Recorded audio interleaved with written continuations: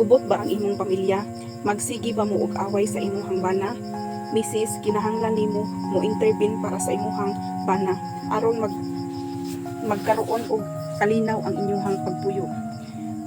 Dako kaayo ang papel sa usa ka asawa para sa iyahang bana, kay kining mga bana huyang gini, dali kini sila matintal sa mga tentasyon. Pero kung ang iyahang asawa sige intervene para sa iyang bana, sige og ampo para sa iyang bana, dako kaning tabang nga ang imuhang bana malayo sa mga tukso ug makaiwas kini siya para mabungkag ang inyong pamilya. Dako ang papel sa usa ka asawa aron magkaroon og kalinaw ang imuhang pamilya ug dili kini mabungkag. Kung ang asawa dili maalampuon para sa proteksyon sa iyahang pamilya, kining pamilya dali ra kani mabungkag.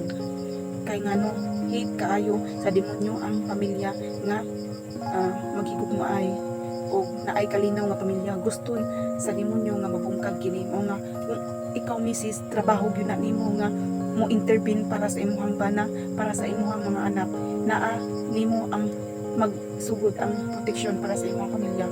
Kung ikaw dili nimo sila iampo, ubot ang mahitabo sa imong pamilya o magkabuwag kini.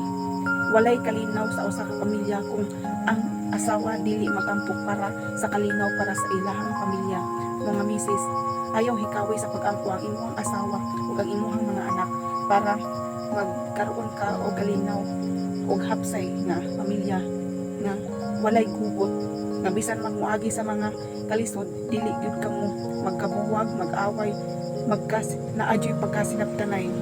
Asa misis, always pray your husband and your children para magkaroon og kalinaw ang imong pamilya. Mao kanay trabaho sa usa ka asawa.